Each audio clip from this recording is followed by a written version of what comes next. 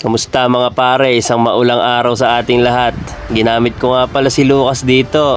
At ito ang battle spell, emblem, talent at build na ginawa ko sa kanya. Bago natin simulan yung game, isang follow naman dyan sa ating Facebook page, Roysac Plays. Nandiyan na rin yung link para sa aking TikTok at YouTube. Salamat mga pare. Welcome to Mobile Legends! So XP lane tayo mga pare. Ayoko mag-core kasi may core na kami, YSS. Dito Chu ang makakatapat ko.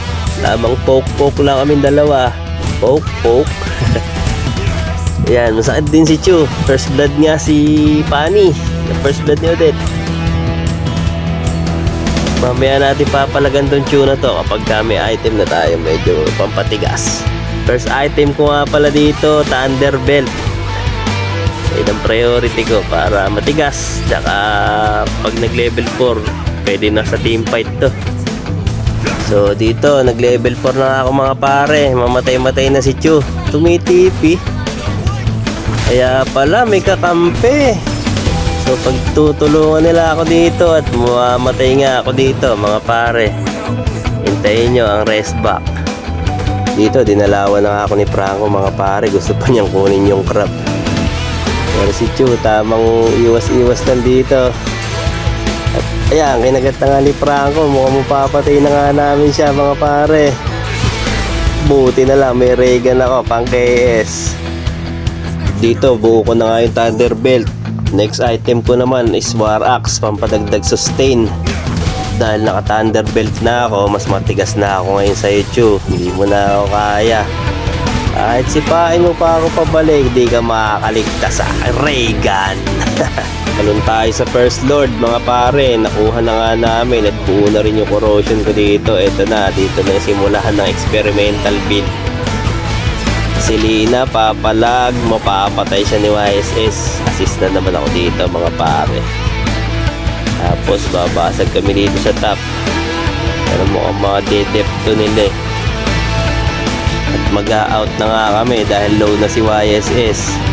Tapos si Bea wala namang masyadong damage pa. Dito may silong mga pare.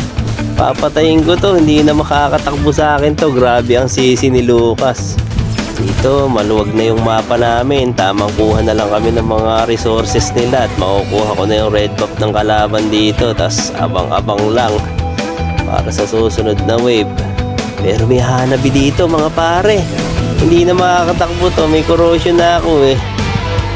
Ganda rin pala ng corrosion kay Lucas mga pare. Dagdag slow. Pagkakuha ko nga ng red buff ulit ng kalaban eh may naglalalim na Chu dito.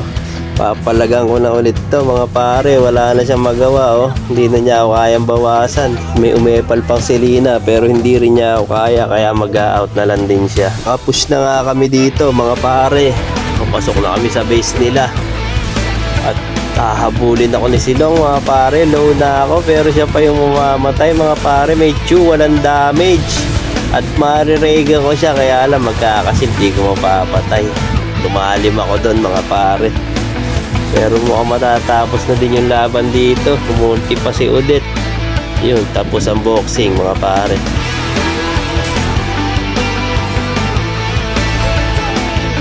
Okay, victory na naman mga pare. Sa susunod na video, try ko naman yung full attack speed build kay Lucas. Yun lang at salamat sa panonood. God bless us mga pare.